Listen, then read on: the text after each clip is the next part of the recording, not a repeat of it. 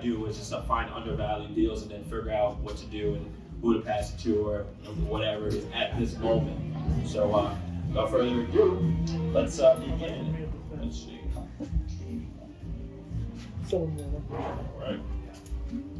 All right, so who am I? So that's me. I'm born and raised in objectively the greatest city in New England, Boston, Massachusetts, right? Let's see someone argue on that one. But you know, I graduated from BU 2020, like I guess a pandemic baby or whatnot, and right into that I got into, I got a job in, or even before the job, like my degree was in real estate, right? And if you see up there, you can see in parentheses, it's useless, you know, and I say that respectfully because, you know, my parents invested a lot of money and all in time and resources. But as far as, you know, I guess the actual experience and or at least from the education standpoint, wasn't doing anything. Like I was just out there having a good time like most college people do and so on. If anything, I mean, if I were to go back and do it again, I probably would. I wasn't taking school very seriously, but I'd probably go back and take it even less seriously, and I'll probably be doing this a lot earlier. Maybe I have 100 units by now or whatnot. But that's how I feel about school. I learned a lot more about real estate through books, social media, watching a couple of YouTube videos. It taught me a lot more than even my degree in real estate, which is really just a bunch more of like corporate classes to teach you about commercial real estate or real estate development. I ended up going into commercial real estate leasing. And it's actually funny. You know, I completely forgot about this when I'm preparing for this, but like this building over here, Winter Street, all of these buildings, these were some of the first buildings that I helped like market when I got there for office space and whatnot. And I remember just being in the industry, and like for me, I hated it. Like, you know, it's just not for me. It's, you know, everyone, you got your niche and everything. With me, I wanted to make money now, like today, kind of unapologetic though. Yeah, when I actually got hired, one of my mentors there, I told him right away. I said, you know, like Frank, hey, thanks for you know having me join the team and everything. And like, what's the quickest way I can get to 100K this year? Right, that was one of the first things that I asked. And after a couple of months seeing that, like, oh, it may not come at the job that I was doing and whatnot, I quickly started just saving all the money I could and trying to go into wholesaling or flipping. I was really trying to get my first flip and all, and then things changed and whatnot. And so I'll tell you more about that. What else? So what do? I look for undervalued deals and try to get other people rich, right? While trying to do the same along the way. So I am, you know, I feel like a lot of people don't say this enough, maybe out loud, but I'll say it. I want to be rich, right? You know, like I'm very intentional about it, not just about like the like, oh, you know, fancy cars and homes and watches and all that stuff. That probably will come. I don't know. I haven't really planned for it. I don't write down those kind of goals, but you know, the real goal behind that is, you know, being able to do a lot for the people around me, my family, the people that I love, my communities that I grew up in, and being able to give back to all the communities I'm part of. While growing up, my schools, and even communities like this, being able to come here and speak today is a real honor and a privilege and something I'm really grateful for. So being able to do things like that is really behind that. When you have the resources, you've got money, and you have the freedom to do what you want and how you want it, that's something that's priceless. And being able to do that and to create it for other people too, and to give other people time freedom and help other people pursue their passions and their dreams and everything that they want to do. That's something I look forward to doing when I have a lot of money and a lot of time to be able to do those things. So yes, I want to be rich. And I gotta say it here, manifest and make sure it happens. So I'll go ahead and do that. So last year between at my job I made like 30K, and then between I guess 2 flips or kind of like hotel deals, which I'll tell you more about as the next one is. But between 2 of those from the same seller, I made $70,000. Like right after that, I tried to keep working. I said, all right, like I made a 70K, and I'm like, all right, let me go back to work. And I really did try. I'm like, oh, I'll keep the W-2 and get a rental, and and I don't know, just keep going and see how far I can go. And then after like a week, I don't know, someone said something to me slick and I was gone. I was out, and I said, all right, let me just wow, like I did all that, I made all that money so quick, let's see if I can do it again. It probably took maybe like $10,000 investment to make 70, and so if I can turn 10 into 70, I should be able to turn 70 into 300 and so on and so forth. Just doubles and just keep going, and keep going. So that's kind of the goal. So we'll see how that goes. My goal for next year is to do $100,000 a month, right? It's going to be tough. It's going to be challenging. How am I going to do it? I don't have it all written down and planned out yet, but I'm shooting for it. And if time goes on, and I find myself, being skeptical of the goal, not changing the goal, I'm changing my actions. I got to change the way my brain thinks. I got to change my habits, whatever it is. I got to do it. I got to do it. You got to create a sense of urgency for yourself sometimes and do it. So we'll see how it goes. Hopefully I'm up here again saying, hey, 1.2, and we'll see. So and then the years after that, I don't know. I don't know. Things change so fast. That's like in real estate time, like that's kind of around the corner too, actually. I don't know, but I don't really know, but I don't know. Maybe I'll get some rentals. A bunch of rentals is a plan and whatnot, but we'll see how it goes. Right now, it's to make a lot of cash. So let me tell you about this property over here that I found. This one I posted on my Instagram when I bought it, and I called it, and I said, "That's me right there." So as you can see, this home is in Lakeville, Massachusetts. How many of you guys have heard of Lakeville, Massachusetts? Well, okay. So I'm born. Okay, not you, right? But hey, myself, I was born in Boston, Massachusetts. Had no idea of Lakeville. I had my first deal that I made 70K on was on in Leominster, which apparently is a relevant kind of city. I had no idea what that where that was at first. But I go out there. The numbers make sense, and I'm learning, and I'm going. I'm a big shoot first, aim later type of guy. Like I'll go if I got a goal. Go out there and get it, even if I don't really know what I'm doing. But I'm confident I'll figure it out and solve problems along the way. So I definitely still consider myself a rookie. I probably started doing this in like April. That's when I first started getting something under contract. February, April time. And on this deal here, super quick flip, and I'll get into the details. But this one, I didn't really have to do anything to this at all. And right now it's under agreement, and it's supposed to close in about 2-3 weeks, second week of January. So in about 3 weeks, and 3-4 weeks, and it's gonna make $90,000 for a profit. And I'm like, wow, okay, I didn't learn this in school. I definitely didn't learn this in my degree and whatever. And I'm like, all right, like time to keep going and doing more and more and more. And that's kind of the plan, right? So I'll tell you on the last slides exactly how I did all of this, right?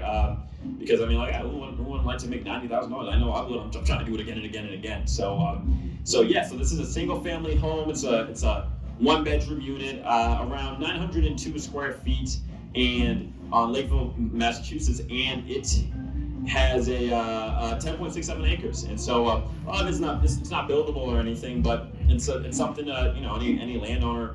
Once you buy it, you get to say, well, I own 10 acres of land. And walking through it, it's funny because just the other day I was in school. I was, I used to, just hang out. And now, like, I'm walking through land and I might want to buy this one day. And then I'm buying that. I used to just buy like candy at CVS just the other day. And I still do. And I still feel like I'm a super rookie, but I'm going and I'm gonna go get it.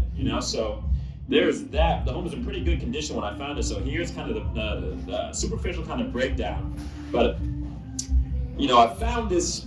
How I found this deal was all right. So first of all, it's a 1-bedroom. It's about a 185, $22,000 for the rehab, $340 for the ARV, and with all these fees, probably now in this last week, there's certain things with the septic tank, blah blah blah blah blah. Maybe it's around 87, 88, something like that. But somewhere in that range of $90,000. Could even be more. I don't know. I'll sharpen my pencil afterwards. But that's kind of the breakdown right now after all the fees. And how I found this deal was, the first deal was in Leominster. I cold called, which was that was an awesome experience. Just kind of from a sales perspective, being able to get on the phones and just get rejected a billion times over and over again, and to continue to go. So you can make 70K in like a couple of months, and I would do it again. I might even, there's more efficient ways that I've learned and studied. So the more efficient way was actually hiring a cold call agency in the Philippines, right? And it's about one agent.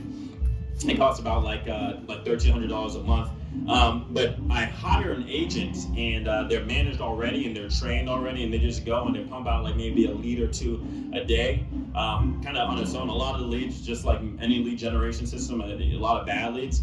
But one day, I got one, 28, literally it's like on my screen, 28 cross street, Lakeville, Massachusetts, single family home, like, oh, guy says he's getting old, and that's all the information I had. I said, all right, call him, and we start talking, and then he's like, yeah, we agree on a price. We get in there, I do my due diligence, and I ended up buying or getting it under contract.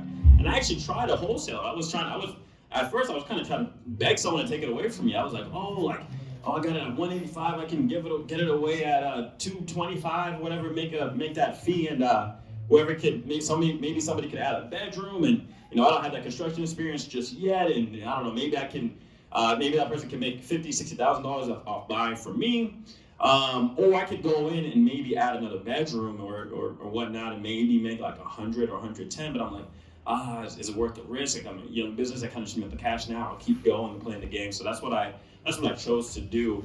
After Lakeville being kind of a smaller town and not having the biggest cash buyers list or the strongest network in that area right away, I said, all right, let me not go crazy trying to move this. Why don't I take it on as my first kind of flip? But then as I started to do way more due diligence and asking everyone in the city, asking everyone who I knew, and asking like, what's the best way to figure out how to maximize value out of this, I ended up, I went with the decision to go ahead and just take it down, put $1,500 worth of landscaping into it, and throw it onto the market in 2 days afterwards. The other $21,000 or $20,000 of rehab is just a septic tank that needs to be replaced. So I bought it and threw it onto the market 2 days later.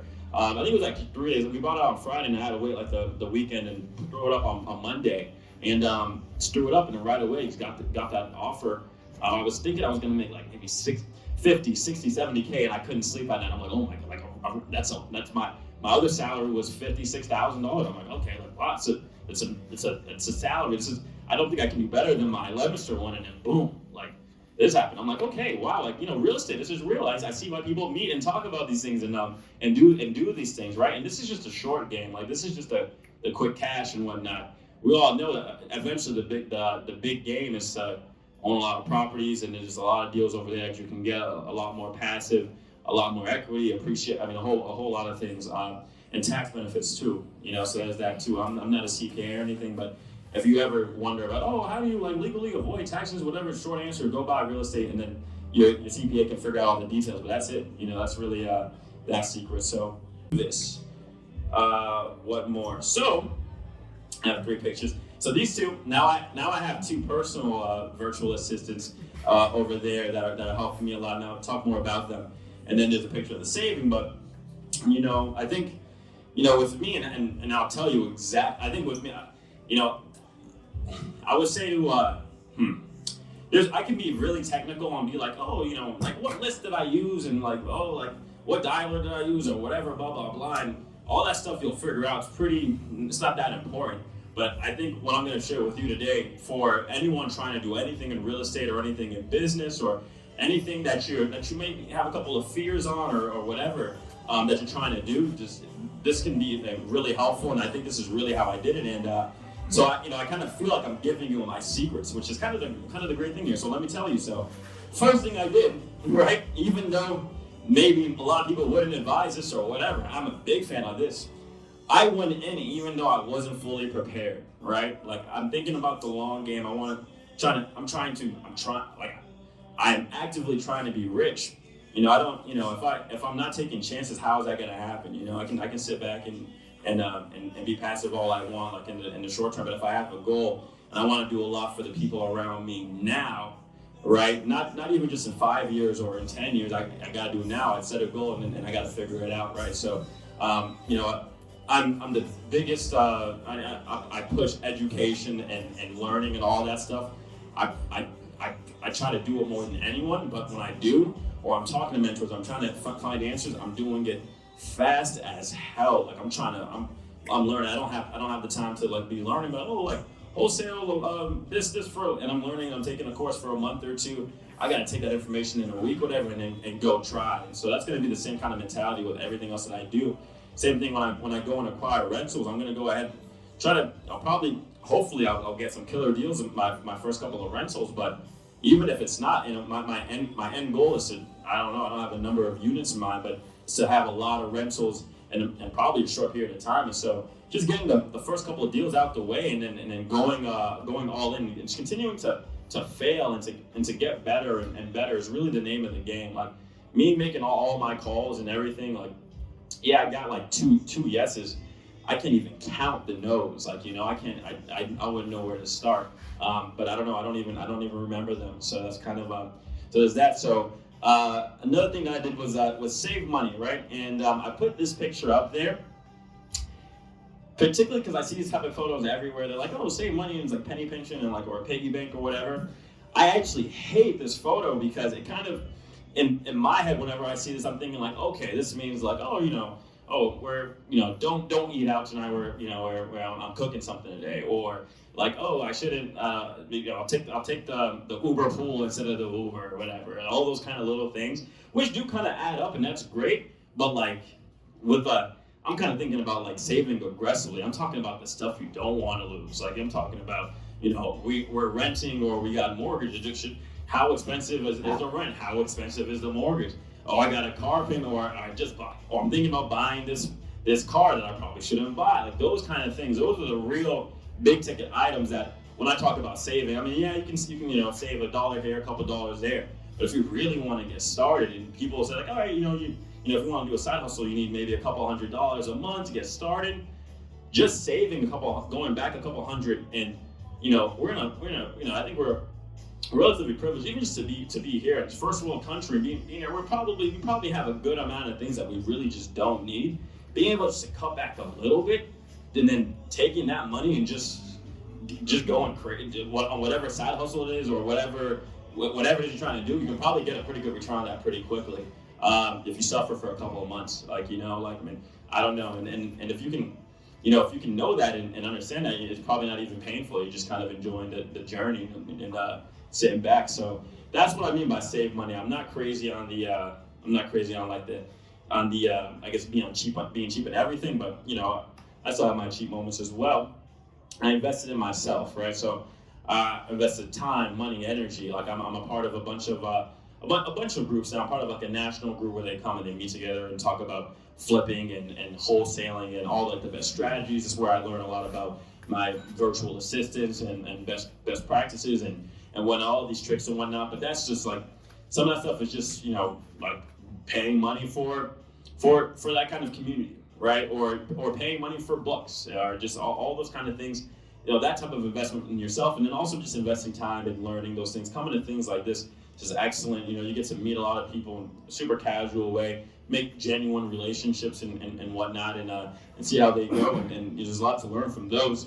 I went fairly unconventional routes. Like right now, really popular wholesale method in Massachusetts is wholesaling 2 or 3 families, and that's great too. I probably will try my hand in that, or flipping those as well, buying holds and all that. But with me so far, I'm finding deals in relatively obscure locations, right? Probably areas where people, I don't know how many people are sending marketing towards like single family homes in Lakeville, right? And so you guys can go ahead and I guess try that too. And there's a bunch of pros and cons. They all work. The big markets, small markets, just different strategies. They all work. It's just kind of just picking your niche, picking what you might be good at. I'm not crazy passionate about construction and like or I don't know, or even like tenant stuff. I'm probably gonna have to get into this as I do more multi-family or whatnot. But all my homes have been vacant. I just kind of walk in and just I'm like, all right, like this looks decent. And so and that's what I've been doing so far. And that's that's my super smart analysis right there. I had an abundance mentality. It's just kind of thinking of like, just always knowing that there's more deals on the other side of the rainbow. You go in there, you get really emotional about a deal and whatnot. Can you get up and bounce back and keep going? That's what a lot of this game is about. Like John was talking about with we're gonna lose. It's a numbers game at the end of the day. putting together a small team within a team. Ann is my admin. She's been with me for about 2 months now. Like every day we're on Microsoft Teams, just on video, just working, just doing. But admin stuff is a whole bunch of different tasks, virtual tasks. But she's going there and she's killing it, smarter than me in a whole lot of areas. I couldn't do it. And then there's Jonah Lynn, who's also one of my cold callers, and I still have like a cold call agency and whatnot, and that I'm still getting leads from. So I got to try different marketing strategies and whatnot as well. I'm always practicing sales skills. That's just kind of reps, books, videos, and things like that. Getting into a daily and weekly routine, it's that same type of stuff, just consistency. That's the same thing with everything. I can talk a whole lot about that, but I'll keep going. Met a whole lot of people, enjoyable experiences, things like this. Just along the way, you're meeting people like-minded, and believe it or not, just being joined here together through real estate is actually an interest. Like it's I wouldn't say take that for granted. It's actually a pretty it's not as common as you think. People were saying like, hey, hey, you like real estate? Yeah, I'm trying to get rich. Yeah, you are too. Like, oh, let's do it through real estate. It's not a lot of people. It's not that common. People talk about it. You talk to, we're the real estate people out there. You can go out there and say real estate. They'll tell you, oh yeah, I'm thinking about buying a home or whatever. Or maybe people even have properties, but being really, really serious about it and intentional about it is not isn't really not that common. And so, don't take that for granted. That's pretty cool. And then always learning and being resourceful. And then again, action, less paralysis by analysis. And that's going to be the same method that I take towards all the things that I do in real estate, in business, my personal life, things, any challenge. I guess when I have kids and whatnot, and I'm trying to, do something for them, I'm just going to go at it and learn and whatnot. And so just at every facet of my life, I'm trying to just kind of go at it, especially if there's goals associated with it. And so for what's next? I want to do 1.2 million next year.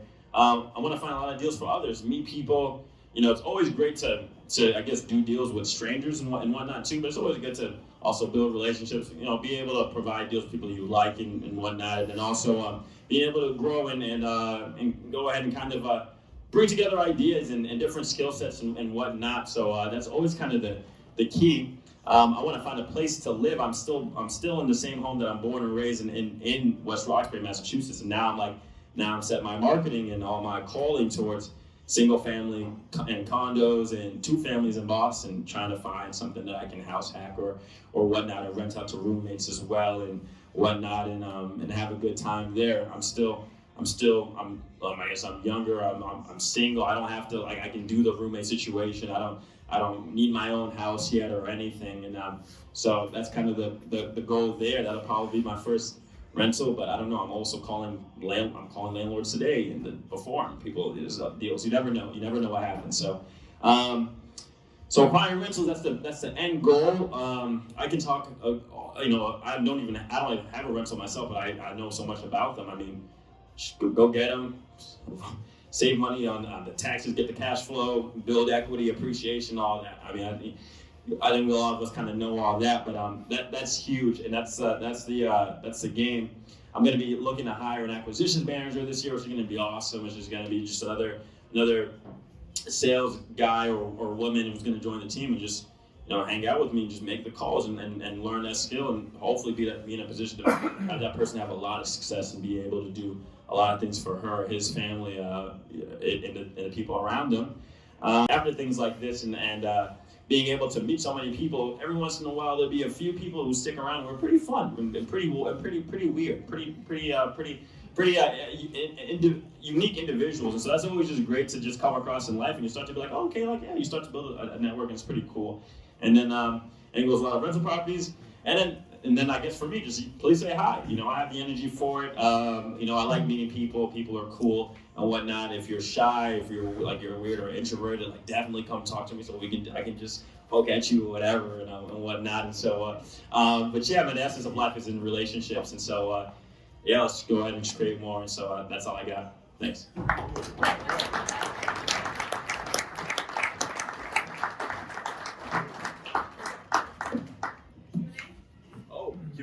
Q&A. Any questions for me? Yeah. Good job, by the way. It's nice to get up and speak in front of people, especially if you're new. So for sure. Appreciate you. You've been wholesaling for how long? About since April, like is that 7 months, 6 months ish. Gotcha. How many wholesale deals have you done? Like deals that you got under contract and actually got off to another investor? Right, so it's funny. So I have one under contract right now, but as far as traditional actual wholesale deals, I haven't done an actual traditional wholesale one where you just go and you pass it to somebody who's flipper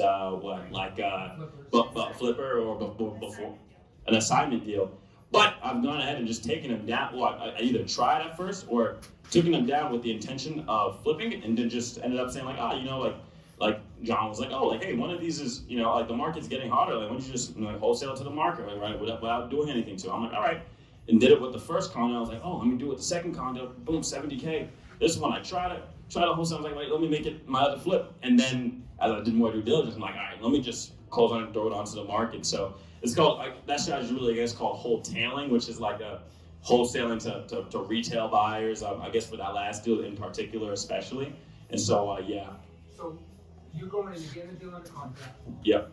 And then when you say taking it down, like you're actually paying the buyer cash. You get a little hard money, like how are you going in? Good question. Yeah. So it'll be hard money pretty much, right? And hard money is pretty much anyone coming to you and saying, starting out could be 10% down, 15% down, 20% down, and saying, hey, go and we'll loan this for you. We'll give you the rehab money and whatnot. Pay a couple of points. Here's the interest rate or whatever. Now, me knowing I'm just gonna go just throw it onto the market and whatnot, it's pretty easy. A lot of people like to land on something like this. Not very risky and whatnot. Especially, I literally threw it onto the market 2 days afterwards, and so that was pretty quick and pretty. Right on the MLS. Right on the MLS. Took some better photos, threw it on there. That's right. Called you and said, hey, I'm down for 220 or whatever. But I was shocked. I was like, yeah. I'm like, and that happened. And I'm like, wow, real estate's pretty cool. Let's see if I can keep doing this. So that's the goal. You gotta check like money in the account. Oh yeah, dude, it's crazy. It's it's nuts. I'll just say that I still can't every single day, man. I'm just ridiculously grateful because now I know this skill or this art. I put a lot of time into it and whatnot. And that's something that now, no matter what, no one can take away from me. I know how to find undervalued deals now, and I just got to do it a lot more consistently and see what happens. So, go ahead. Before. All right. How do you find your virtual assistant, and what kind of screening criteria did you have for that? Absolutely. So, there's a couple of ways, right? There's a multitude of ways. It's kind of the same way how there's a multitude of ways to hire people, or same way there's a lot of ways to market and get your first deal, whatever. So, you can go on a website, you can post a job posting on something like Upwork or Fiverr, and let them know that you're hey, looking for a cold caller and whatnot, with all the details. And that's pretty, that cold calling is pretty popular. Like I'll talk to my VAs, we'll just be kicking back and just hanging out, and we'll be chatting about, I'm like, all right, so the economy over there, what are all your friends doing? They're like a lot of them are trying to get into being VAs and whatnot. It's kind of a booming industry, and over there's a lot of call centers over there, but this provides a better work from home situation for them. Just kind of, well, for me, I guess with me, I'm as laid back as can be, and so with them, they're like, yeah, it's just awesome and whatnot. So you can go ahead and just kind of pitch them on that. But most of them just kind of love the opportunity, and you'll be amazed. These people, they prefer cold calling over so many things all day. And I've had a lot of limiting beliefs before this. Being in this game or starting your own business in a way is just kind of constantly just overcoming limiting beliefs that you'll have. And I know I'm still breaking them every day, but I'm like, man, somebody would just love to cold call for me forever and ever, and they would do it in a heartbeat. Like they would, things like that. And so I'm learning things. I'm like, okay. And so, yeah, so there's that. And then another way is actually on Facebook, literally just going, this is actually how I got Ann, who was like, that's my ride or die right there. You mess with her, you messing with me, that's my team right there. And so, I found her, you can just go on Facebook. I got this from a guy who, I think he has 30 virtual assistants, runs a tire operation, completely virtual. I think he's doing $360,000 a month in wholesaling and flipping. So it's $3.6 million a year, and it's all virtual. And he finds them. You literally just go on Facebook. You can do this today and go Philippines, VA, and then you'll find a bunch of groups. You'll join the groups and just say post your description there. And that's how I found Ann.